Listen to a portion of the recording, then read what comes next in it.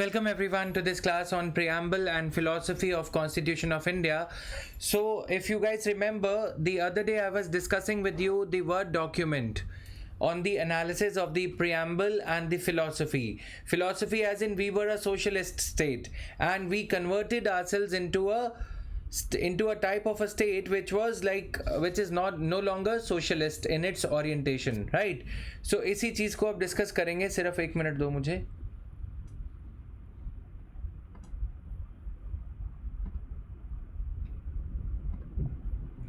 So we are going to carry forward the discussion. Just 1 minute. Can you all see me now?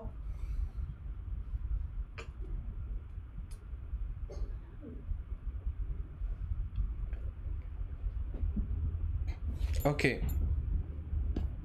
तो पहले preamble का कल जो part हम discuss कर रहे थे उसको ख़त्म करते हैं, फिर I'll change the PPT and we'll be teaching you from the same document which has now been converted into a PowerPoint presentation.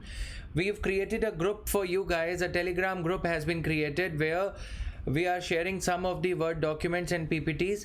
So you can join that Telegram group by visiting the course page. Polity का जो आपका course page है वहाँ पे जाओगे तो आपको Telegram group का लिंक मिलेगा, वहाँ से उसको ज्वाइन करना है टेलीग्राम ग्रुप को, and you would be able to access all the files and PPTs and Word documents. Okay, and you can also find the Word documents on the dashboard of the course also. All right. Now, preamble, evolutionary trajectory during the last 70 years. Supreme Court highlighted the importance of preamble in A.K. Gopalan versus Madras. तो ये कल हमने discuss किया था in LIC case.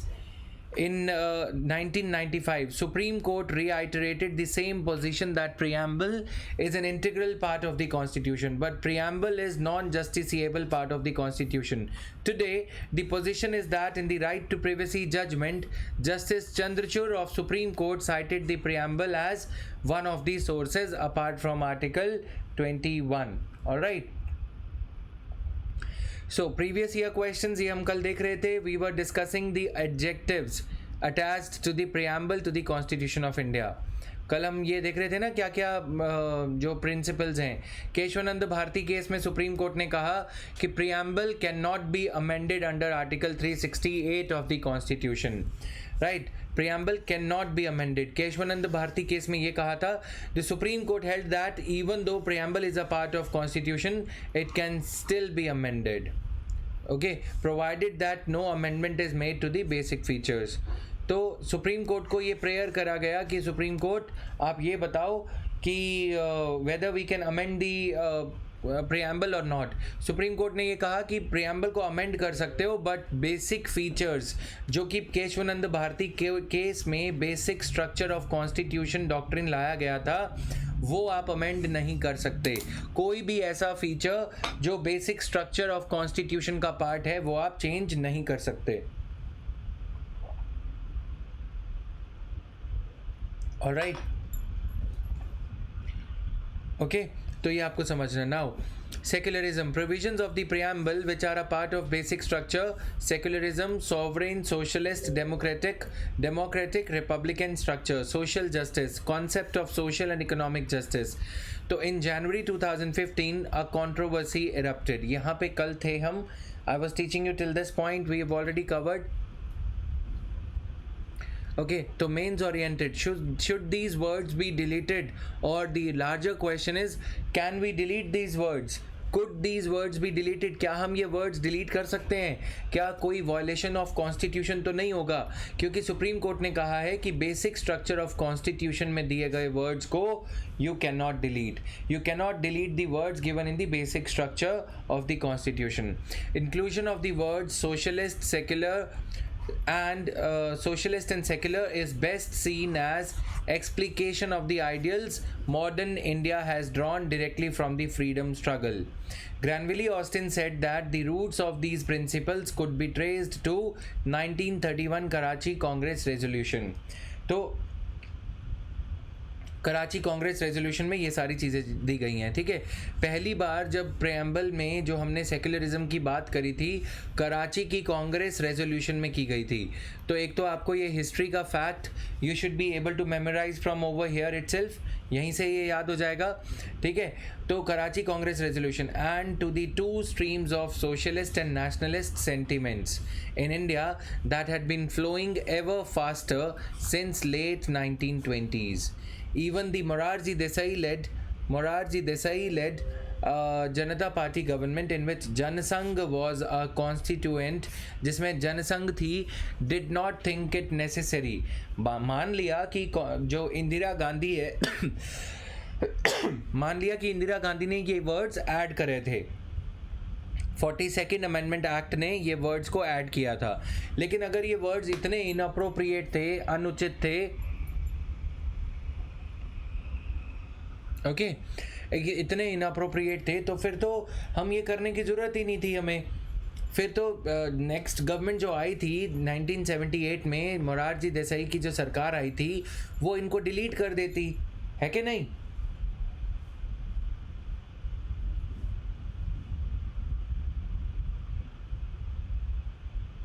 Got it? तो ये एक logical argument है कि these words are not illogical. It's just a political gimmick, or it's just for the political benefits that some of the leaders they try to divide the country on the basis of communal on the basis of communal reasons. Okay, yes Anjali, I'm absolutely fine, not absolutely, but I'm doing fine now. Okay guys, तो continue करते हैं फटाफट से। तो political scientists also emphasize that in S.R. Bomai case, Supreme Court held that secularism is an integral part of the Constitution's basic structure. With or without the amended preamble, Indian Constitution will remain secular. But the signal of dropping these words would be sending, okay, अगर हम इन words को drop कर देते हैं, the signal that would be sent across to the minorities would be discomforting for them. It would unnerve them. होता है ना कि कम्युनल एंगल और ज़्यादा होने लग जाएगा. Now, is our polity living up to the letter and spirit of the preamble to the constitution?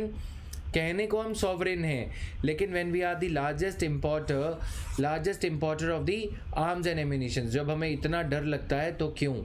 Arms and ammunition in the world, the term sovereignty is a farce, है ना, आंखों का धोखा टाइप्स.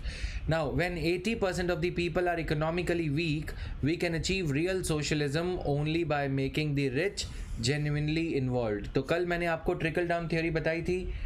आप में से कितने लोग हो जो एजुकेशन वीक के लिए एजुकेशन वीक के थ्रू यहाँ पे हो? How many of you are there through education week? Please type EW.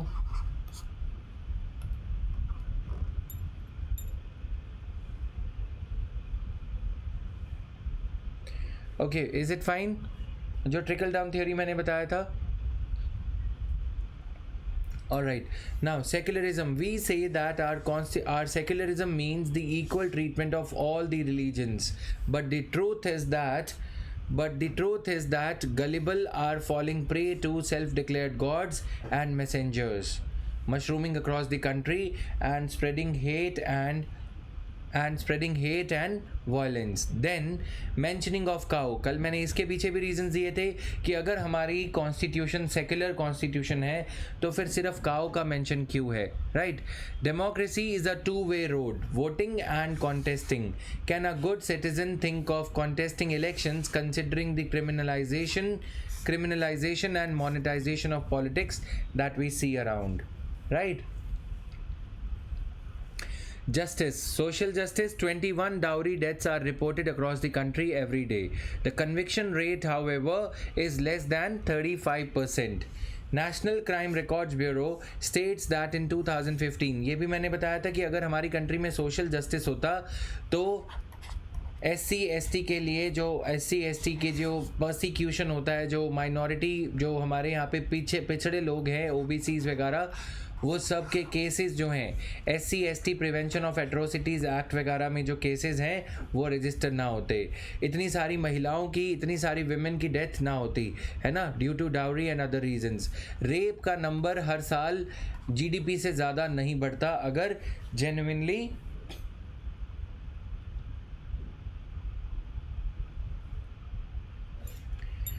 Genuinely women empowerment या सोशल जस्टिस हमारी कंट्री में होता है, right.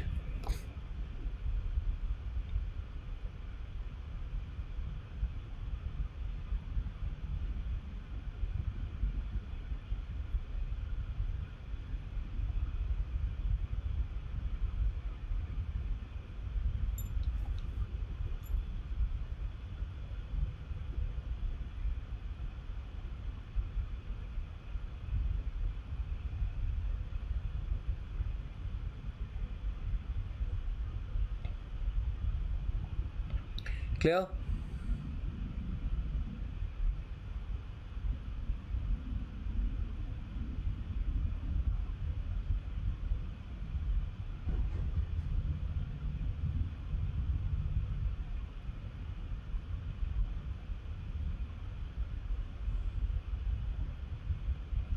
Done. So economic justice while the period, अगर हमारे यहाँ इकोनॉमिक जस्टिस हो रहा होता, बफरिंग नहीं हो रहा होगा गाइस, एक मिनट चेक करने दो। Okay yes, buffering must have been there, I am so sorry for not switching the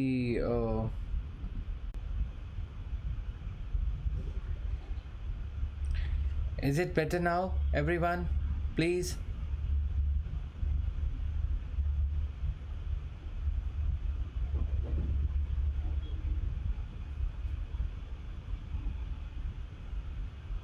Is it any better now? So it should be working fine now.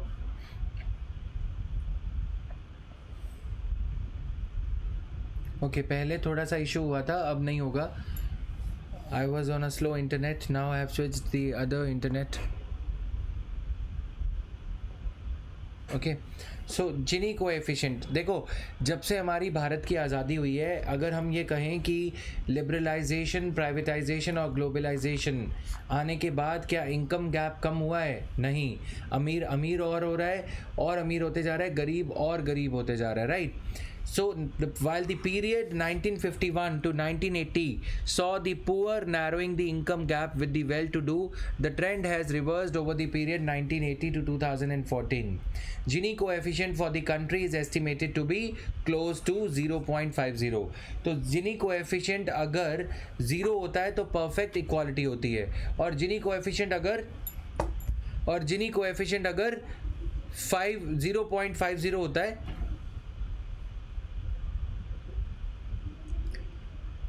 और जिनी coefficient अगर 0.50 से जितना ज़्यादा होते जा रहा है, इसका मतलब इनइक्वालिटी बढ़ती चली जा रही है, ठीक है। 0.50 पे फिर भी ठीक है, लेकिन अगर 0 होता है तो इसका मतलब इक्वालिटी है। 1 मतलब perfect inequality, right. So these things are there. Please be clear that we cannot blame any particular government for this. Okay तो ये नहीं है कि बीजेपी या कांग्रेस। 1990 में कांग्रेस की सरकार थी, उनके पास में कोई और ऑप्शन नहीं था, they did not have any other option except to go for capitalism. हाँ, उसके बाद कैपिटलिज्म को धीरे धीरे से कार्ल मार्क्स ने तो ये तक कह दिया कि कैपिटलिज्म एक ऐसा गेट है, अगर जैसे फ्लड गेट्स होते हैं ना किसी डैम के, जैसे आप डैम का फ्लड गेट खोलते हो तो फिर वो खुलता चला जाएगा। मतलब अगर मान लो ऐसे कोई दरवाज़ा हो, पीछे मेरे मान लो पानी है, उसको मैं थोड़ा सा खोलूंगा तो पानी का बहाव उसको अपने आप खोल देगा। कैपिटलिज्म भी कुछ इसी तरह काम करता है, अगर आप एक बार उसका थोड़ा सा दरवाज़ा खोल दोगे, वो अपने आप फ्लड गेट्स खोल जाएंगे कैपिटलिज्म के। तो उसके बाद जो ये कैपिटलिज्म बढ़ते चले जा रहा है, इकोनॉमिक जस्टिस हो नहीं पाएगा। अब इकोनॉमिक जस्टिस में not be possible until and unless some drastic policy changes are brought about. Today the government is selling the public sector undertakings. Today the government is reducing the number of vacancies in the public sector, in the government jobs, UPSC की हो, SSC की हो, right. एक काम को करने के 2-3 तरीके हो सकते हैं। जानबूझ के SSC के रिजल्ट्स ना डिक्लेयर करना, इससे क्या हो रहा है, SSC के रिजल्ट्स डिक्लेयर नहीं हो रहे तो प्रॉब्लम हो रही है, राइट। क्या प्रॉब्लम हो रही है कि लोग अप्लाई करना कम कर देंगे, कोई गन्ने का जूस बेच लेगा तो कोई चाय बेच लेगा। धीरे धीरे से पब्लिक जो जॉब्स हैं वो कम हो जाएंगी, तो सिर्फ जो ज़्यादा पढ़े लिखे हैं उनके लिए ही अवसर रह जाएंगे, राइट। या फिर जो कम पढ़े लिखे हैं वो ज़्यादा पढ़े लिखे लोगों के लिए काम करेंगे। तो ये जो कल्चर होते चले जाएगा। चलो जॉब्स की बात नहीं भी करो, इंडिया एक ऐसी कंट्री है जिसमें 80% ऑफ जीडीपी प्राइवेट सेक्टर के कारखानों, कॉरपोरेशंस, कंपनीज के थ्रू आता है, ठीक है। 80% जीडीपी जहां प्राइवेट सेक्टर कंट्रीब्यूट करता है। 12th 5 ईयर प्लान जो कि लास्ट 5 ईयर प्लान था 2017 को जो ओवर हुआ, उसमें ये लिखा था कि 75% जीडीपी प्राइवेट सेक्टर कंट्रीब्यूट करता है, यानी कि गवर्नमेंट सेक्टर सिर्फ 30% जीडीपी का कंट्रीब्यूट करता है। तो गवर्नमेंट के पास अब कोई एबिलिटी नहीं रही इकोनॉमिक जस्टिस करने की, except to sell the public sector undertakings and distribute the proceeds of disinvestment through MNREGA, through National Food Security Act। और क्या करेगी सरकार? अमीरों पे टैक्स लगा के गरीबों को देने का काम कर सकती है ना। लेकिन जैसे जैसे हमारा जीडीपी राइज होते जा रहा है, कंपनीज पे, बड़े बड़े प्राइवेट सेक्टर उद्योगों पे टैक्स का रेट कम होते चले जा रहा है। टैक्स का रेट कम होते जाएगा तो अमीरों पे, अंबानी, अदानी या कोई भी कंपनी या मेरी भी कंपनी है, उस पे टैक्स कम लगेगा। उस पे टैक्स कम लगेगा तो एक तो ये हो सकता है कि एफडीआई इंडिया में आएगी, फॉरेन डायरेक्ट इन्वेस्टमेंट, और लोग और ज़्यादा प्राइवेट एफर्ट लगाएंगे क्योंकि उन्हें पता है कि उन्हें अब 30% की जगह प्राइवेट सेक्टर को 20% टैक्स देना है। तो इससे ये हो सकता है कि और ज़्यादा इन्वेस्टमेंट हमारी कंट्री में होने लग जाए। सरकार को भले ही रेट ऑफ टैक्स कम हो, लेकिन overall net tax collection increase हो जाए। ओवरऑल नेट टैक्स कलेक्शन अगर इंक्रीज हो जाएगा तो फिर चीज़ें अच्छी होने लग जाएंगी एक वजह से। ये तरीका हो सकता है, right. Gini coefficients can be used to compare income distribution of a country over time as well. An increasing trend indicates that income inequality is rising independent of absolute incomes. Increasing trend of Gini coefficient क्या बताता है? Prelims के लिए ये भी पता होना चाहिए। ओवरऑल फॉर इकोनॉमी, ठीक है, for Indian economy section of your syllabus, ये आपको पता होना चाहिए। अदरवाइज नहीं पता तो कोई बात नहीं, right. Just 1 minute, I am trying to set this right.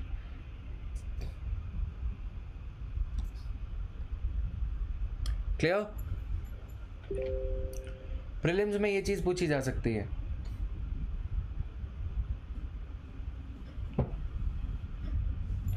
Okay, now proceed to the next one. But in the recent past, अब आपको पॉजिटिव भी लिखना है। In the recent past, steps like मनरेगा, national food security act, Beti Bachao Beti Padhao, Kisan credit card, this type of things are there. Okay, they are in the right direction to bring about social, economic and political transformation. The governments both at the center and the states are doing all they could to bring about positive changes. Okay, nota is being used more in the reserved constituencies than in the non-reserved constituencies. Number of crorepati's in every successive Lok Sabha, this is increasing. MF Hussain, RTI activists in this direction. तो आप देखोगे कि political justice, ये point पता है क्या कह रहे हैं? अगर हम ये कहें कि पॉलिटिकल जस्टिस है, इक्वल वोटिंग पावर है सभी के पास, मेरे पास भी एक ही वोट है, आपके पास भी एक ही वोट है, तो हम दोनों बराबर हैं, ठीक है। तो अगर ऐसे केस में पावर एक है, आप देखो कि नोटा का जो बटन है ना, ईवीएम पे, इलेक्ट्रॉनिक वोटिंग मशीन पे जो नोटा का बटन है, वो सबसे ज़्यादा उन कॉन्स्टिट्यूएंसीज में दबाया जाता है, प्रेस किया जाता है नोटा ऑप्शन को। अगर ये वोटिंग के बटन है तो उन कॉन्स्टिट्यूएंसीज में जनरल कैटेगरी के लोग सबसे ज़्यादा नोटा प्रेस करते हैं, जिनको एससी कैंडिडेट या एसटी कैंडिडेट के लिए रिजर्व्ड कॉन्स्टिट्यूएंसी डिक्लेयर किया जाता है इलेक्शन कमीशन के द्वारा।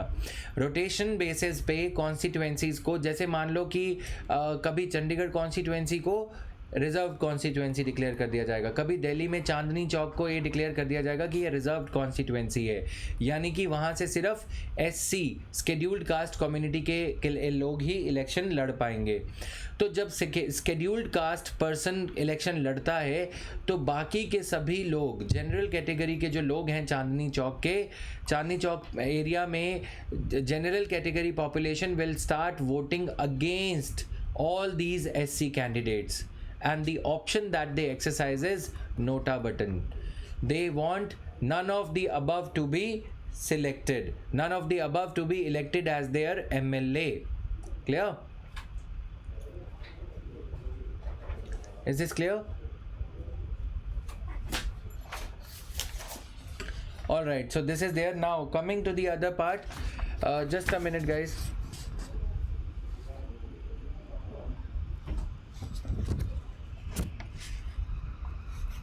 So these things are there.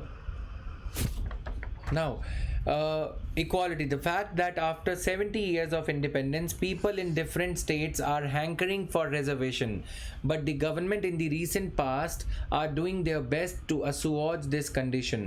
Okay? So the fact that after 70 years, आज भी अगर इक्वालिटी होती तो रिजर्वेशन का ये ढब्बू नहीं दिया जाता, रिजर्वेशन देने का ये बात नहीं करी जाती। समझ में आ रही है ये चीज़? Fact that after 70 years of independence, people in different states are hankering for reservation, but the government in recent past are doing their best. अब हमने इसको पॉजिटिवली ये करना है, ठीक है? तो पहले जो यूपीए सरकार थी, कांग्रेस की गवर्नमेंट थी, उन्होंने क्या कहा था कि रिजर्वेशन हम दे रहे हैं, भले ही आप इसे गलत कहो या सही, लेकिन हम नंबर ऑफ वैकेंसीज इंक्रीज कर दे रहे हैं, ठीक है? तो गवर्नमेंट जो है कोशिश कर रही है, हमें सिर्फ यही लिखना है, हमेशा हमें पॉजिटिव लिखना है सरकार के बारे में। हाँ, पॉजिटिव लिखने का मतलब ये नहीं है कि सरकार के गुण गाने लग जाओ कि मतलब बिल्कुल फेवर में। क्रिटिकल पॉइंट को हाईलाइट करना एक स्किल है, एक आर्ट है, ठीक है? वो स्किल आपको आना ज़रूरी है। अगर क्रिटिकल पॉइंट को आप हाईलाइट नहीं करोगे तो फिर क्या होगा, तो फिर ये चापलूसी वाले क्वेश्चन में एग्जामिनर को ये लगेगा आंसर में कि आपको आता ही नहीं है, आपके पास क्रिटिकल पॉइंट्स हैं ही नहीं, ठीक है? Rajasthan government recently pass the quota bill. जब ये वसुंधरा राजे वहाँ की चीफ मिनिस्टर थी तो उन्होंने एक कोटा बिल पास किया to increase the reservation for Gujjars. This is an example of affirmative action. This is an example of affirmative action, right? So these things are there. Now, the fact that after 70 years of independence, people in different states, they are hankering for reservation, ठीक है? तो ये सारा कुछ है यहाँ पे। Now coming here, अब देखो प्रिज्म ऑफ कॉन्स्टिट्यूशनलिज्म, ये कुछ डॉक्ट्रिन्स मुझे तुम्हें समझाने हैं। क्या डॉक्ट्रिन्स हैं ये? Constitutional provisions are like rays, implementation mirrors the constitution. If the rays are getting diffracted and touching a law, if the rays, देखो कॉन्स्टिट्यूशनल प्रोविजंस हैं, अगर आप इन कॉन्स्टिट्यूशनल प्रोविजंस को इम्प्लीमेंटेशन यानी कि प्राइम मिनिस्टर मोदी के राज में या मनमोहन सिंह के राज में, नेहरू के राज में, इन्हें इम्प्लीमेंटेशन के एंगल से निकालो, इम्प्लीमेंटेशन के प्रिज्म से निकालो। ये क्या है? ये मशीन ऑफ गवर्नमेंट है। अगर इनसे पास थ्रू करो, अगर तो रेज कॉन्स्टिट्यूशन के मिरर पे हूबहू सीधी उतरती हैं, ओके, बिल्कुल डिट्टो जैसी वो होना चाहिए। कॉन्स्टिट्यूशनल प्रोविजन यानी कि text is in a tally position, text is टैलिंग with implementation, then though it is called good governance, it is called constitutional governance. But if after passing through the rays, if the way the things are getting implemented, they are not in agreement, they are not tallying with the mirror of the constitution, they are in nutshell, they are in short, or they are in other words not mirroring the constitution. तुम्हारा आईना है, तुम आईने को अगर अपने face को आईने में देखते हो, तुम्हारा फेस जैसा है वैसा आईने में दिखता है तब तो ठीक है, लेकिन अगर तुम्हारे फेस आईने में कुछ अटपटा दिखता है, तुमने ज़्यादा फेयर एंड लवली लगा ली, तो क्या है? मिरर डिस्टॉर्टेड कहलाएगा, है ना? यानी कि मिरर में तुम्हारी इमेज कुछ और दिखेगी जबकि तुम कुछ हो और। तो मतलब यहाँ पे ये है कि दोनों चीज़ें आपस में अग्रीमेंट में होनी चाहिए. If the rays are getting diffracted and touching a low, then that means there is a lack of constitutionalism in the country. Okay, clear? Yes Anjali, we shall do that after the class is over. समझ में आया? दोनों चीज़ें sink में होंगी तब तो ठीक है. अगर लिखा है कॉन्स्टिट्यूशन में कि फंडामेंटल राइट्स का वॉयलेशन नहीं होना चाहिए, किसी को अनजस्टिफाइड मैनर में अरेस्ट नहीं करना है, ये सब लिखा है, लेकिन अगर अरेस्ट हो रही हैं और काफ़ी ज़्यादा हो रही हैं तो क्या होगा?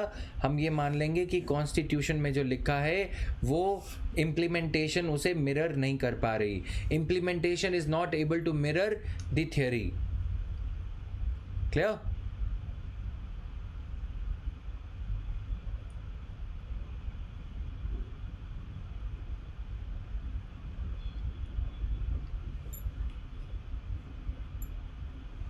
Is it fine?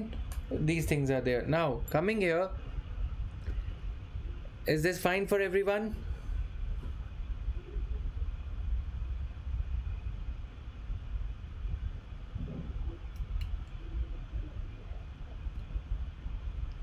So this concludes the discussion on the preamble, but there's another PPT, the one that I was using for the analysis the other day. We shall discuss certain things from that PPT so as to resume the discussion and all.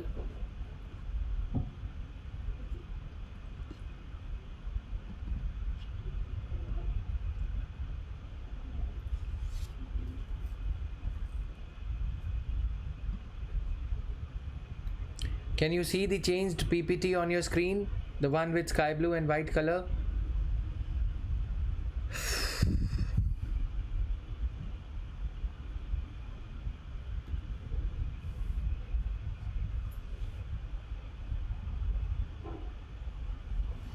Okay, let's get started then. So, I was telling you the other day that India has unconsciously or consciously turned itself into a capitalistic democracy. This paradox of capitalist democracy manifests itself in the fact that if parties want to come to power, they have to secure the trust of both. ठीक है, मैंने कल आपको बताया था ना, babas for support, masses for votes and classes for notes. अगर मैं मोदी हूँ और मुझे इलेक्शन जीतना है तो मुझे भाइयों बहनों वाले वादे भी करने होंगे, लेकिन गुजराती में जैसे बोलते हैं ना, अंबानी भाई, अदानी भाई 2 करोड़ दियो छो, राइट? तो वो पैसे कहाँ से मिलेंगे मुझे? वो पैसे वहाँ से मिलेंगे. कहाँ से? अंबानी अदानी से मिलेंगे. तो मेरे को वोट जीतने के लिए, जैसे इंदिरा गांधी ने बोला था, कि क्या बोला था इंदिरा गांधी ने, कि इनको दारू पानी पिलाना पड़ेगा, राइट? अगर मुझे वोट जीतना है तो मुझे दारू पानी तो पिलाना पड़ेगा लोगों को. फ्री में हलवा और ये सब जो बढ़ता है वो अगर मैं नहीं पिलाऊंगा पिटाऊंगा तो लोग मेरे को वोट नहीं देंगे. ये बात तो बिल्कुल ठीक है, राइट? सिंपल सी बात है कि लोगों को कन्विंस करने के लिए दोनों चीज़ें चाहिए. क्या? Classes for notes, currency, masses for votes. Masses votes देंगे तभी तो काम चलेगा. तो इसलिए हमारी डेमोक्रेसी में, जहाँ पे थियोरेटिकली हम एक सोशलिस्ट स्टेट हैं, theoretically we are a socialist state,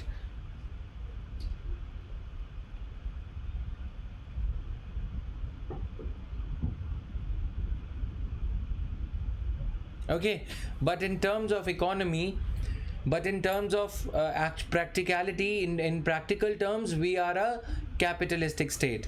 तो इनिशियली क्या होता था कि हमारी कॉन्स्टिट्यूशन की फ़िलॉसफी की बात कर रहे हैं हम, ठीक है? हमारी कॉन्स्टिट्यूशन की फ़िलॉसफी, क्योंकि हम ब्रिटिश राज से फ्री हुए, तो हमारी फ़िलॉसफी ये कहती है कि हम सोशलिस्ट टेनेट्स पे चलेंगे. हमारा आधार इकोनॉमी को चलाने का सोशलिज्म होगा. लेकिन जब हम उसे रियलिटी में देखते हैं तो वो प्राइवेट सेक्टर का जो लिमिटेड रोल लिखा गया था इनिशियली, वो रोल अब इंक्रीज़ होते चले जा रहा है. ठीक है,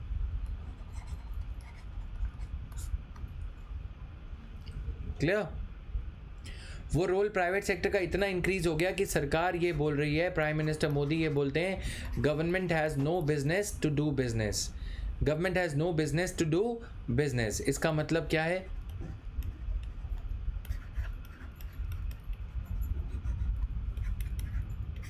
this kind of adages are being used. अब मैं तुम्हें लेके चलूँगा ब्रिटेन के इतिहास की तरफ, थोड़ा सा पॉलिटिकल हिस्ट्री को समझना, politico economic history of the world.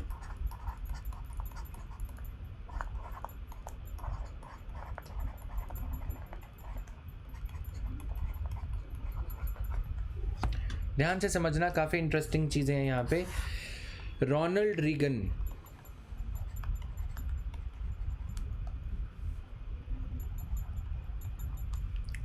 Ronald Reagan and Margaret Thatcher.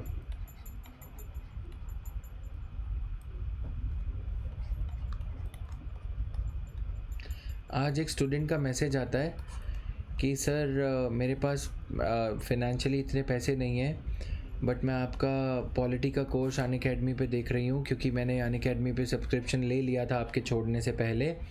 तो आपका पुराना कोर्स है वहाँ पे अधूरा है, लेकिन मैं वहाँ पे वो कोर्स देखती हूँ तो उसके जैसा कोई और कोर्स नहीं समझ में आता। आपने पॉलिटी जितने अच्छे से पढ़ाया है, ढूंढने में मुझे दिक्कत नहीं हुई, लेकिन काफ़ी लोगों को पता नहीं ये कोर्स के बारे में पता कैसे चलेगा।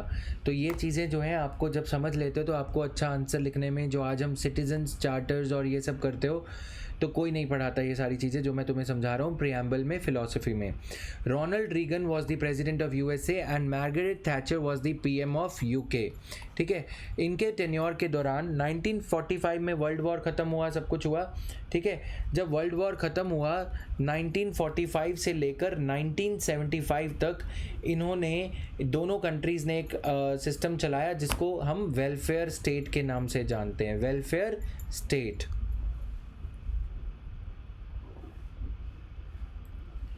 वेलफेयर स्टेट का मतलब होता है कि स्टेट जो है बजट, फिस्कल डेफिसिट को परवाह किए बिना अपना लोगों की फेवर में चलती चली जाएगी। ठीक है, जस्ट 1 मिनट गाइस।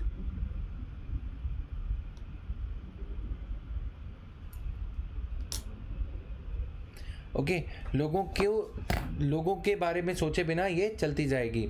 तो मतलब लोगों के बारे में सोचते हुए, फिस्कल डेफिसिट की परवाह करते बिना वेलफेयर करेगी लोगों की, free pensions, free food, free everything.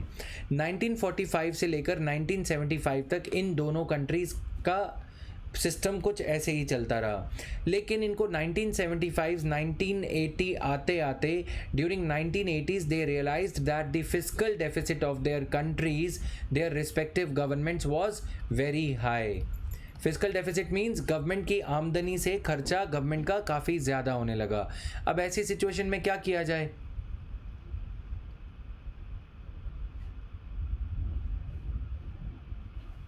Now what to do in this type of a situation, right? क्या किया जाए? कुछ नहीं कर सकते।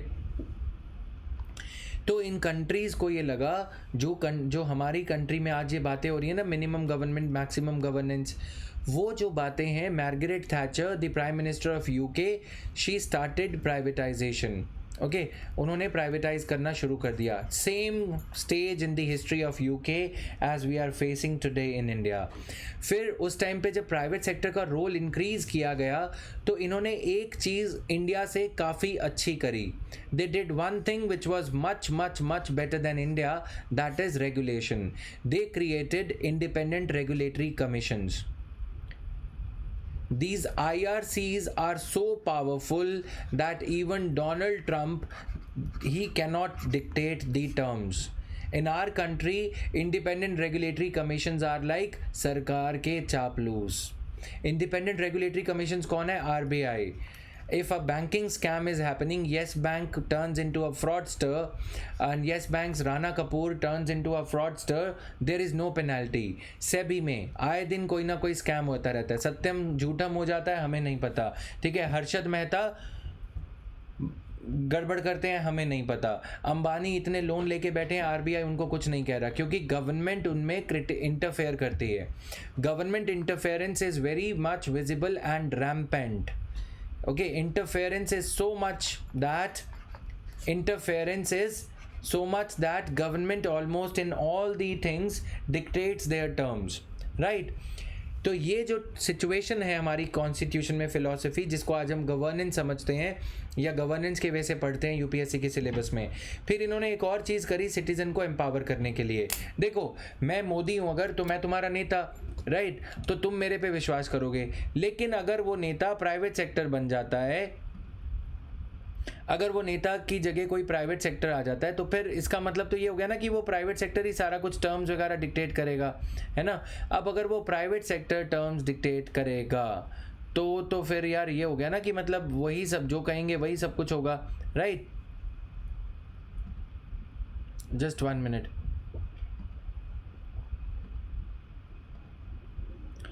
तो वो जो प्राइवेट सेक्टर वाले करेंगे सारा कुछ उसी में ही होगा, फिर तो मेरी कुछ नहीं चलेगी, राइट?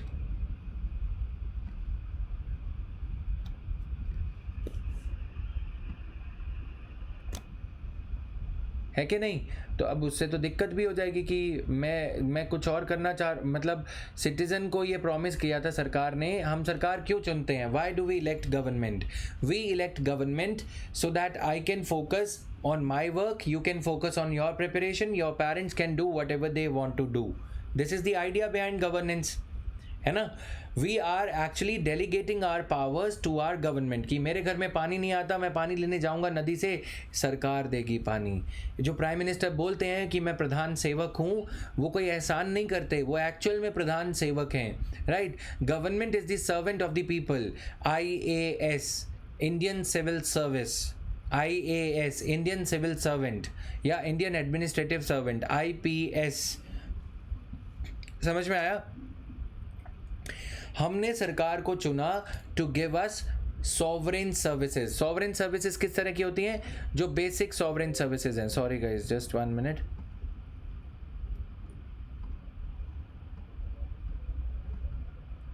जो बेसिक सॉवरेन सर्विसेज है ना, हमने सरकार को उनके लिए चुना है। अब सरकार क्या कर रही है कि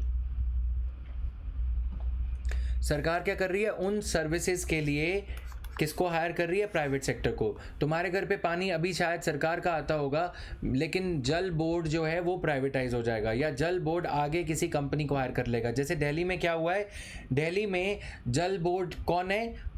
जल बोर्ड के लिए प्राइवेट कंपनीज हायर करी जा रही है। इलेक्ट्रिसिटी बोर्ड कौन है? रिलायंस इलेक्ट्रिसिटी, रिलायंस पावर या टाटा पावर। तो जब सरकार प्राइवेट सेक्टर को हायर करती है सॉवरेन सर्विसेज प्रोवाइड करने के लिए, सॉवरेन सर्विसेज कौन सी होती है? Bare minimum services, basic minimum services, जैसे पानी, बिजली, राइट, सड़क।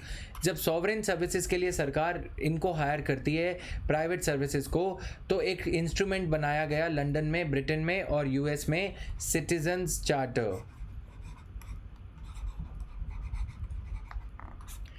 CITIZEN, Citizens Charter. Citizens Charter क्या है? It is a charter of services that a private institution or a public institution, that a private corporation or public corporation, that a private company or public company, government company is supposed to deliver to the citizen. उसमें एक commitment लिखी होती है कि उसका mission क्या है, ठीक है? ताकि तुम जब कभी प्राइवेट सेक्टर जाओ तो सिटीजन्स चार्टर पढ़ के तुम वो सर्विसेज डिमांड कर सकते हो। जैसे तुम बैंक में जाते हो तो बैंक में देखते हो कि वहाँ पे लिखा होता है कि डिमांड ड्राफ्ट या फिक्स डिपॉजिट 15 मिनट में बन जाएगा। डिमांड ड्राफ्ट या fix deposit will be created in 15 minutes, but ऐसा होता नहीं है, टाइम ज़्यादा लगता है। तो तुम बैंक मैनेजर को बोल सकते हो कि तुमने वो गांधी जी की तस्वीर के साथ में जो सिटीजन चार्टर लगा रखा है उसके अनुसार हमें हमारी सर्विसेज टाइम बाउंड मैनर में दो, otherwise it will be a violation of your citizens charter. समझ में आया? तो हमारी प्रियम्बल की फ़िलॉसफी पब्लिक सेक्टर से, सोशलिस्ट सेक्टर से, सर्विसेज सेक्टर, ये कैपिटलिज्म में चेंज होने के बाद हमने भी इनको कॉपी तो किया, ब्रिटेन को कॉपी किया हमने, इन सारे सेक्टर्स को कॉपी, जैसे USA में जो प्रैक्टिसेस लाई गई, इंडिपेंडेंट रेगुलेटरी कमीशंस हमने भी बनाए। We also emulated US and UK in whatever terms they were bringing about privatization, we also thought to bring about privatization. ठीक है, ये सारी चीज़ें हमने करी तो, लेकिन वो सारी चीज़ें करने के बावजूद भी हमारे यहाँ पे चीज़ें इतनी परफेक्ट नहीं हैं। क्यों? क्योंकि हमने अपने इंडिपेंडेंट रेगुलेटरी कमीशंस को इंडिपेंडेंस नहीं दी, क्योंकि हमने सिटीजन्स चार्टर्स को बाउंड नहीं बनाया। क्या नहीं बनाया? लीगल इंस्ट्रूमेंट नहीं बनाया। Can I hold a bank, can I hold an institution. अब सिटीजन चार्टर में लिखा है कि अगर मैं एक पुलिस में कंप्लेंट लिखवाता हूँ तो मुझे एफआईआर मिल जानी चाहिए, फर्स्ट इंफॉर्मेशन रिपोर्ट मुझे दे दी जानी चाहिए, लेकिन मेरी एफआईआर फाइल नहीं करी जाती। अगर मैं इलेक्ट्रिसिटी का कोई कनेक्शन लगवाता हूँ तो वो कनेक्शन 15 दिन में लग जाना चाहिए, लेकिन जब तक मैं डोनेशन नहीं देता, करप्शन ब्राइब नहीं देता, तब तक वो नहीं लगता। धीरे धीरे से हमारी कंट्री में चेंजेस आ रही हैं। क्या चेंजेस आ रही हैं? क्या चेंजेस आ रही है हमारी कंट्री में? हमारी कंट्री में ये चेंजेस आ रही हैं कि अब हम right to time bound delivery of public services act लेके आ रहे हैं। Right to time bound delivery of public services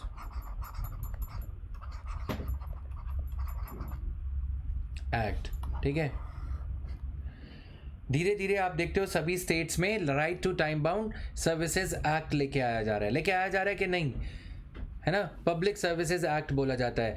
उसमें ये लिखा है कि म्यूनिसिपैलिटी में if you file an application for water connection, that application shall be processed with in 6 days, 7 days. If you file an application for passport, you should get the passport within a month. Right, police verification and all, ये सारी चीज़ें हमारी country में हो रही हैं। Right, फिर उसके बाद हम लोक आयुक्ता लेके आए कि जो कटिंग एज लेवल पे इररेस्पॉन्सिवनेस है, लोगों को जो है करप्शन का सामना करना पड़ता है, लोक आयुक्ता इसकी जांच पड़ताल करेगा। लोक आयुक्ता, लोकपाल सेंट्रल लेवल पे, लोक आयुक्ता स्टेट लेवल पे। तो ये सारे रिफॉर्म्स हमने करने अभी शुरू करे। दूसरी एक चीज़ करते हैं, हमने लोकपाल लोक आयुक्ता सब कुछ कर दिया, लेकिन फिर भी जो है रिस्पॉन्सिवनेस नहीं आ रही। फिर हमने क्या किया, सिटीजन को और पावर देने के लिए हमने राइट टू इंफॉर्मेशन एक्ट बना दिया। राइट, तो this is bringing about a sense of accountability. Citizen charter है कि मैं जब मेरे को कोई प्रॉब्लम आ रही है तो मैं सिटीजन चार्टर कह के, मैं सिटीजन चार्टर का हवाला देते हुए, सिटीजन चार्टर को साइन करते हुए एक पब्लिक इंस्टीट्यूशन को या प्राइवेट इंस्टीट्यूशन को ये कह सकता हूँ कि तुम्हारे सिटीजन चार्टर में या तुम्हारे चार्टर ऑफ सर्विसेज में ये लिखा है, जैसे मेनू में लिखा होता है ना कि ऑर्डर में take 30 minutes to be delivered on your table. किसी रेस्टोरेंट में जाते हो, तुम लोग क्या करते हो, एक दूसरे की आंखों में खो जाते हो, है ना? लेकिन एक यूपीएससी के एस्पिरेंट की नज़रों से जाओगे, तुम क्या करोगे कि उस रेस्टोरेंट के मेनू में देखोगे कि वहाँ पे लिखा होता है कि 30 मिनट में वो ऑर्डर डिलीवर होगा, packing charges extra, service charges, ये सारा कुछ लिखा रहता है। वैसे ही जब भी किसी इंस्टीट्यूशन में जाते हो, तो बैंक में जाते हैं तो हम दूसरे के नोट देखने बैठ जाते हैं, वो देखो वो करोड़ रुपए लेके जा रहा है, कितना अमीर होगा। हम ये नहीं देखते कि वहाँ पे सर्विसेज वगैरह क्या लिखी हैं। इसको क्या बोलते हैं? जिज्ञासु होना। सिविल सर्विसेज एस्पिरेंट हमेशा क्यूरियस होना चाहिए, उसको क्यूरियोसिटी होनी चाहिए कि क्या क्या लिखा है दीवार पे। राइट, गांधी जी को नमस्ते करने से काम नहीं चलेगा, पढ़ना भी पड़ेगा। तो ये सारी चीज़ें अब हम देख रहे हैं कि हमारी कंट्री में बातें बढ़ चढ़ के in the public discourse, in the news channel narratives, some of the good channels are talking about these things. Some of the good newspapers like the Hindu are also talking about these things. समझ में आया? हमारी country में जो आज हो रहा है, जो प्राइवेटाइजेशन की बातें हो रही हैं, क्योंकि हमारा फिस्कल डेफिसिट भी हाई हो रहा है। जैसे 1945 से 1975 तक ज़्यादा खर्चा करने की वजह से 1980s में यूएसए का और यूके का बजट डेफिसिट, फिस्कल डेफिसिट काफ़ी हाई हो गया था। Clear? We'll take a break of 30 seconds in order for you to understand everything.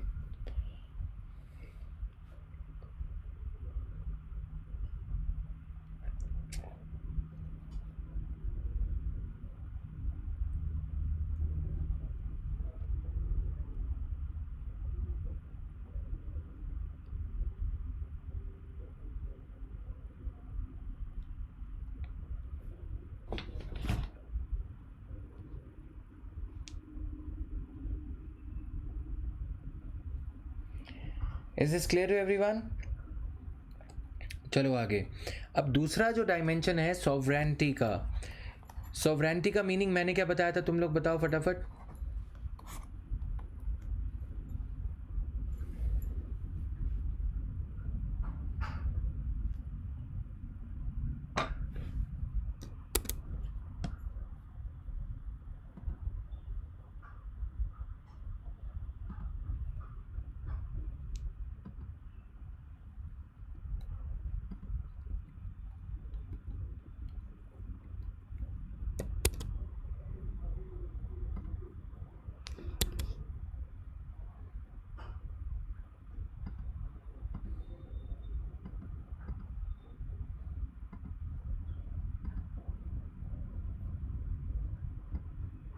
Answer quickly, answer everything guys, फटाफट से। मैंने क्या बताया था?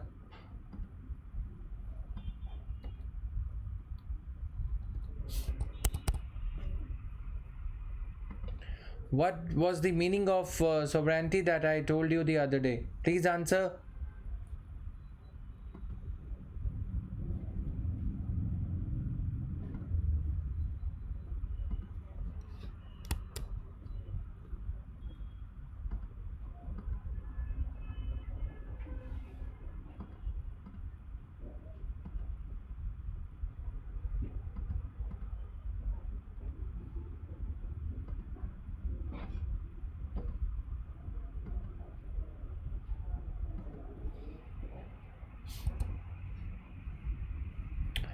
Actually, this is not reflecting on the screen. Just 1 minute.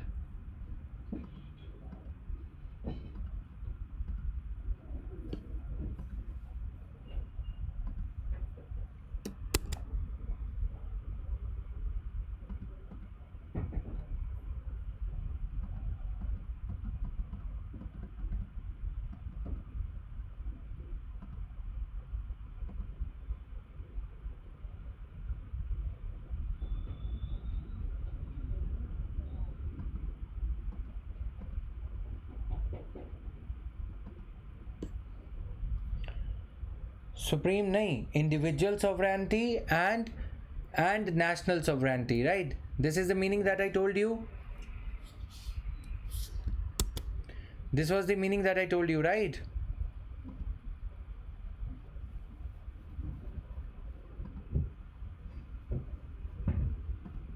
Right or wrong? Please answer. Okay, now it's working fine.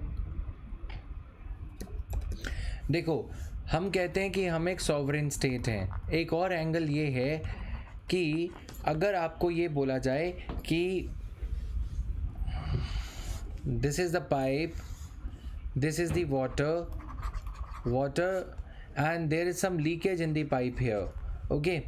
So that is why the consumer, that is the tap owner or the person who is fetching the water from this tap, he should be he should be paying something. He should be showing his he should be proving, this tap should be proving its identity. This tap should give the thumb impression of this particular nozzle, so as to tell that this particular valve, so as to tell that this valve is not eating the, this valve is not consuming the water, कि ये valve घपला कर रहा है, ठीक है? ये एक वाटर सप्लायर है। Water supplier tells you that because there is corrosion in the pipe, that there is corrosion in the pipe, ठीक है? और there is leakage in the pipe. That is why you are supposed to, the tap owner is supposed to check or verify that valve or tap owner himself is not the fraudster.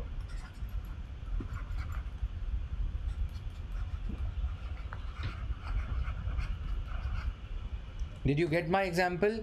अगर घपला जो है pipe में हो रहा है, घोटाला pipe में हो रहा है, तो टूटी चलाने वाले को, टैप चलाने वाले को, नल चलाने वाले को ये बोला जाए कि तुम अपना वेरिफिकेशन करवाओ कि तुम्हारे नल में दिक्कत है या तुम खुद फ्रॉड कर रहे हो, तुम बाल्टी रख रहे हो 2 और बता रहे हो 1, तो कैसा लगेगा? क्या बोलोगे? कलयुग आ गया। ठीक उसी तरह से अगर गवर्नेंस में प्रॉब्लम है, एडमिनिस्ट्रेशन ऑफ स्कीम्स में प्रॉब्लम है, स्कीम्स की डिलीवरी में प्रॉब्लम है, डिलीवरी ऑफ सर्विसेज में प्रॉब्लम है, तो अगर टैप का ऑनर या सर्विस यूज़र कौन है? एंड यूज़र हम हैं। अगर मैं नेशनल फूड सिक्योरिटी एक्ट के तहत फूड ग्रेन्स अवेल कर रहा हूँ, मुझे बोला जाए कि तुम अपना पंजा लगाओ, तुम अपनी वो एसेंशियल डिटेल्स जो कि रिप्लेसेबल, चेंजेबल नहीं है, मैं अपनी इंटरनेट बैंकिंग का पासवर्ड चेंज कर सकता हूँ, फ़ोन का पासवर्ड चेंज कर सकता हूँ, लेकिन मेरी बायोमेट्रिक डिटेल्स अगर मैंने उनके साथ एक बार समझौता कर दिया, if I end up compromising my biometric details once and for all, they are gone. Just because there is corruption and corrosion in the system, government tells me to share my Aadhaar card, share the biometric details, and only if I share my biometric details via Aadhaar card and all, then only will I be able to avail these services. Is it right? Are you the real sovereign or are you the real beggar here? And this money that government is using is from my taxation only. Government is the pradhan sevak, is the servant here. We hire, अगर मैं एक servant को higher करूं तो मेरा पहला question क्या होगा? मुझे दिल्ली पुलिस ये कहती है कि अपने सर्वेंट की जांच कर लें. You have to ask for the verification document of the servant. You have to take care of every validation proof so that your servant is not a fraudster. He is not a killer. He does not turn out to be a murderer, etc. है ना? मैं अपने servant को बोलूँगा ID card दिखाओ. अब मैं अगर बड़े लेवल का सूट बूट वाला सर्वेंट हायर कर रहा हूँ तो वो सर्वेंट मुझे कहता है कि बेटा अपना आईडी कार्ड दिखाओ, क्योंकि कलयुग ऑफ गवर्नेंस आ गया है. सॉवरेंटी की जो थियोरी है, डॉक्ट्रिन ऑफ लिमिटेड स्टेट, उसको समझाती है. मैं जो तुम्हें अभी समझा रहा था इन सिंपल लैंग्वेज में, समझ में आया तुम्हें? बोलो यस जिनको समझ में आ गया.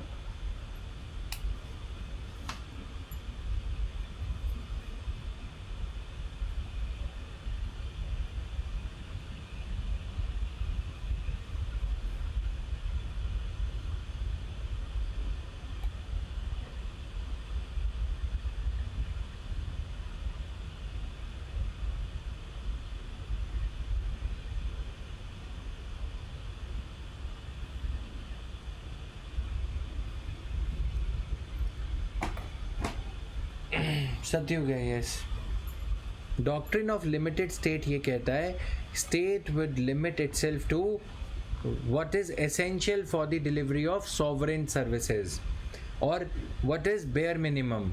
State will not ask us to compromise with our privacy, to compromise with our once in a lifetime kind of a biometric details. State हमें इतना मजबूर नहीं कर सकती, लेकिन state तो कर रही है.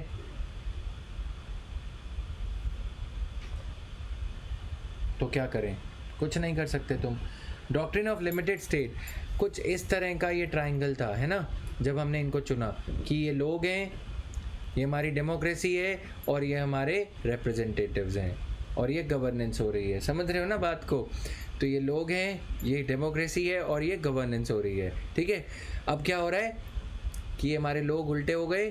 लोग जो गवर्नेंस है, जो गवर्नमेंट है, जो चौकीदार है, वही अब हमारे ऊपर रोब झाड़ रहा है. राइट? जो प्राइम मिनिस्टर है या जो गवर्नमेंट है, ये हमारे जो रिप्रेजेंटेटिव्स हैं, वही जब हमारी डेमोक्रेसी में ये हमें सिटीजन्स पे रियल सॉवरेन के ऊपर राज कर रहे हैं. राइट? तो कुछ इस तरह की गवर्नेंस की परिभाषा हो गई है कि ये हमारी गवर्नमेंट है, ये हमारे लोग हैं और यहाँ क्या हो रही है? लूटमार हो रही है. राइट? तो नाम तो तुम्हारा लगेगा क्योंकि तुम, अगर पीएनबी में फ्रॉड हुआ है, नीरव मोदी एयरपोर्ट से फ्लाइट लेके चला गया, आधार की बायोमेट्रिक डिटेल्स तुम दोगे, टैक्स तुम पे करोगे, क्योंकि सत्युग है. Doctrine of limited state, Karl Marx ने ये कहा था. Eventually it becomes, Karl Marx ने या जो पॉलिटिकल साइंस के थिंकर्स हैं जिनकी हमें ज़रूरत नहीं है यहाँ पे, उन्होंने ये कहा था कि doctrine of limited state eventually becomes doctrine of unlimited state. If you give the power to state, they will give the power, they will take away. If you give limited power to state, they will give themselves unlimited power to rule on you. Contempt of Courts Act, ये क्या है? Violation of doctrine of limited state and validation of what political scientists had said कि doctrine of limited state eventually doctrine of unlimited state हो जाएगा. contempt of court, अगर कन्हैया कुमार ने कुछ बोला नहीं, गवर्नेंस के खिलाफ कुछ बोलोगे तो सेडिशन लगा दिया जाएगा क्योंकि तुम्हें चुप कराना है. फंडामेंटल राइट्स दिए गए हैं हमारी कॉन्स्टिट्यूशन में, लेकिन उनका कोई ऑब्जर्वेशन, उनको ऑब्जर्व नहीं किया जा रहा. राइट? क्लियर? समझो इसको, सोचो थोड़ा सा इसके ऊपर, फिर दोबारा आगे चलते हैं एक बार.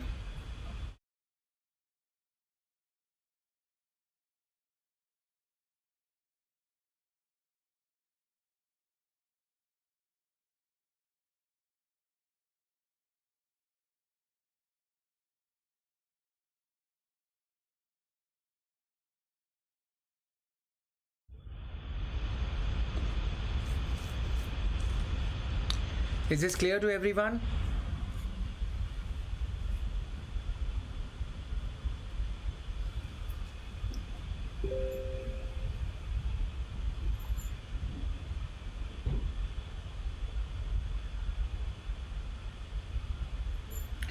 अब सॉवरेन सर्विसेज की बात कर रहे हैं, मैं तुम्हें कॉमन एग्जांपल्स देता हूँ.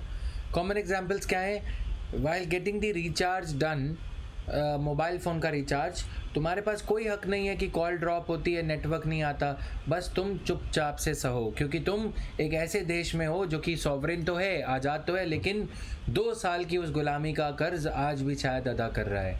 तुम टोल टैक्स देते हो, तुम्हें कोई हक नहीं है वहाँ पे ये पढ़ने का कि ये टोल टैक्स कब तक लगेगा. तुम टोल टैक्स देते जाते हो, राइट. तुम बच्चे थे तब से वो टोल टैक्स लग रहा था, और तुम बड़े हो गए, सड़क कंप्लीट नहीं हुई, फिर भी वो टोल टैक्स लग रहा है. वहाँ पे कोई बोर्ड या कुछ नहीं, वहाँ पे ये लिखा है कि इस हाईवे का उद्घाटन माननीय XYZ मिनिस्टर ने इतने साल पहले किया था, इसका नींव पत्थर रखा गया था और आज तक वो नींव पत्थर पे ही रुकी है, लेकिन तुम टोल टैक्स दे रहे हो, राइट. वहाँ पे कोई इन्फॉर्मेशन नहीं लगी होती कि ये टोल टैक्स कब तक चार्ज किया जाएगा, क्योंकि ऐसी चीज़ें इंडिया में ही होती हैं, राइट. अगर तुम जन आरोग्य हॉस्पिटल, प्रधानमंत्री जन आरोग्य हॉस्पिटल वाले हॉस्पिटल में जाते हो और तुम देखते हो कि वहाँ पे फ्री में ट्रीटमेंट वगैरह मिल रहे हैं, लेकिन तुम्हें ये कोई हक नहीं है कि वो ट्रीटमेंट, तुम्हारे डायग्नोसिस जानने का, ये सारी चीज़ें जानने का कोई हक नहीं है. डायग्नोस्टिक रिपोर्ट तुम्हारे तक शेयर करी जाएगी या नहीं, ये डॉक्टर डिसाइड करेगा. Clear? Even though your own government is paying for the treatment being availed by you. Clear? So, in pre-liberalization avatar, state was the rule setter, the rule implementer, and also the player. Best expressed by the jargon like license raj. उस time पे हम कहते थे ना, कोटा राज है, सरकार ये तय करेगी कि आप कितने बिस्किट बनाओगे, पार्ले जी कितने बिस्किट बनाएगी, ये भी सरकार तय करती थी. Clear? In the post-liberalization era, that is after 1990s, state is functioning in a limited manner expressed by the phraseology like indicative planning model, rowing steering function. In this post-liberalization era, we have seen the mushrooming of so many regulatory bodies: TRAI, IRDA, FSSAI, RBI, SEBI, CDSCO, CBCB, CPCB. Another phenomena is self-declaration. और पता है क्या आ गया कि पहले होता था कि फॉर्म की तफ्तीश करी जाएगी, इंस्पेक्टर आएगा, अगर कोई किसी ने प्लांट लगाया है तो सेल्फ डिक्लेरेशन पे सरकार ट्रस्ट नहीं करती थी. आजकल इंडस्ट्रियलिस्ट सेल्फ डिक्लेरेशन दे देता है कि मैं गलत दवाइयाँ नहीं बना रहा हूँ, मेरे को जो भी ड्रग्स आ रही हैं, जो भी केमिकल्स आ रहे हैं, उनका सही यूज़ किया जाएगा, right use will be there. ठीक है. रिजल्ट क्या हो रहा है? Utter failure. अटर फेलियर मतलब सरेआम बेइज्जती, सरेआम जो है इनका नॉर्म्स की धज्जियाँ उड़ाई जा रही हैं. Norms are being thrown to winds as we call it in English, right, as we say it in English. Satyam scam, नाम है कंपनी का सत्यम, झूठम हो गई. जो ऑडिटर्स हैं, प्राइस वाटर हाउस कूपर्स या बिग 4 कंपनीज हैं, वो भी स्कैम्स कर रही हैं. Why is it happening? Implementation lacking. Independent regulatory commission SEBI वगैरह के बोर्ड के मेंबर्स को, सेबी के चेयरपर्सन को कैसे चुना जाता है, ये किसी को नहीं पता. TRAI 2G, ए राजा बजा गए बाजा, राइट. क्यों हो रहा है ये? क्योंकि हमने प्राइवेटाइज तो कर दिया, प्राइवेटाइजेशन के साथ साथ जो रेगुलेशन था हमने वो नहीं किया. क्या तुमने 350 रुपये दिए हैं? अगर 10 लाख लोग 350 रुपये देते हैं तो सोचो कितना अमाउंट बना. उस 350 में अगर एक पर्सन की कॉल ड्रॉप होती है तो कहीं ना किसी को तो फ़ायदा हो रहा होगा. ऑफ कोर्स वो फ़ायदा पृथ्वी, चांद, सूरज को तो नहीं है ना, कि कोई ऐसा तो है नहीं, चल कोई बात नहीं यार, पुण्य कर रहे हैं, कॉल ड्रॉप हो गई. तुमसे पैसे लिए गए, फिर भी कॉल ड्रॉप हुई, इसका मतलब कोई फ्रॉड कर रहा है. कौन कर रहा है? क्योंकि जवाब नहीं है, कोई मांगेगा ही नहीं. रेगुलेटर बैठा है बैठने के लिए, TRAI, लेकिन वो भी, इनके नाम भी बहुत अच्छे से दिए गए हैं. तुम अगर फ़नी नोट पे देखो, UPSC एस्पिरेंट की ज़िंदगी में और कोई जोक नहीं बचते, तुम इनके जोक बना सकते हो. इसका नाम ट्राई अगेन होना चाहिए था. Telecom regulatory authority of India should have been aptly named as TRAI. ए लगाने की क्या ज़रूरत थी? प्रोबेबली उन्होंने ट्राई इसलिए लगाया होगा, जैसे कोई बच्चा अगर ट्राई बोलेगा ना, वो ट्राई ही करते रहते हैं ये लोग, पेनल्टी वगैरह लगाने का इनका बस का नहीं है। फसाई यानी कि वो वाली गर्लफ्रेंड है जो सरकार ने फंसाई, समझ रहे हो ना। Regulatory bodies have been, in refined words now, regulatory bodies have been co-opted. Co-opted is a word जब कोई किसी को फंसा लिया जाता है, ठीक है। को-ऑप्टेड मतलब regulatory bodies have become hand in glove in the crafty design of corruption. You give them a share and regulator will compromise with the rules लिखे गए हैं कि अगर 100 में से एक कॉल ड्रॉप होगी तो कंपनी पे पेनल्टी लगेगी, लेकिन लगाई नहीं जाती। यस अभी तो देखो तुम सेबी, अगर कोई हिंदी में पढ़ेगा गरीब आदमी, ये उसको लगेगा सभी पढ़ोगे ना इसे, सेबी को सभी बोलोगे, ये मतलब सभी लोग ही स्कैम कर सकते हैं। व्यापम, चलो व्यापम तो एग्ज़ाम का हो गया, सत्यम स्कैम हुआ, हर्षद मेहता स्कैम हुआ, फिर रोज़ आए दिन अनिल अंबानी या कोई ना कोई मिस रिपोर्टिंग देते हैं कंपनी की, जिसकी वजह से कंपनी के शेयर का प्राइस बढ़ा दिया जाता है लेकिन वो दिखता कम है, राइट। तो इस तरह के इनके नाम ही कुछ ऐसे हैं। आरबीआई, मतलब आरबीआई की जगह एक आध रब्बा लग जाए, रब्बी है ये बॉडी, रब के भरोसे चल रहा है, वरना इतने सारे एनपीएस करके क्यों बैठे होते हैं अनिल अंबानी, इतने सारे एनपीएस। मेरा एक कार की लोन की ईएमआई बाउंस हो जाए, कार का गलती से अगर हो जाए कभी, वैसे तो नहीं होती राइट, लेकिन अगर गलती से हो जाए तो एक क्रेडिट कार्ड की हो जाती है, कभी कभी नेग्लिजेंस के चलते क्रेडिट कार्ड की, वो एक बार मान लो कि अगर हमने एक भी वो नहीं भरा ना, तो सर आपके क्रेडिट कार्ड की पेमेंट ड्यू है, अगर आपने इग्नोर कर दिया है तो प्लीज़ इस कॉल को भी इग्नोर कर दें, अगर आपने ऑलरेडी पे कर दिया। 2 दिन में कॉल आ जाता है। अनिल अंबानी ए से नील हो गए, नील अंबानी हो चुके हैं अब तक, ठीक है। वो बाप की जायदाद संभालना आसान बात नहीं है, तो नील अंबानी हो चुके हैं, अभी तक उनके खिलाफ कोई कार्रवाई नहीं है, राइट, क्योंकि ये रबी बॉडी है। रबी मतलब आरबीआई को एक हिंदी वाला आदमी, नॉन यूपीएससी वाला आदमी, मनरेगा वाला आदमी ऐसे ही पढ़ेगा, रबी बॉडी है ना, राइट। तो ये है इनका एनालिसिस। इसी तरह से इसको डॉक्यूमेंट को पढ़ोगे, document has already been shared on the Telegram channel, do download the document and read it. तो उस दिन मैंने ये पूरा समझा दिया था। Are we still a socialist economy? No we are not. Just 1 minute guys, ये जीनत को रोक लो, मैं एक बार रिपोर्टिंग लूँगा। So these things are there, okay. So we wind up the class here, okay, any doubts or anything?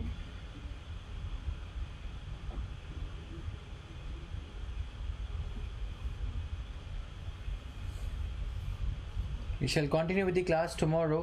I hope this class was equally enlightening for you guys.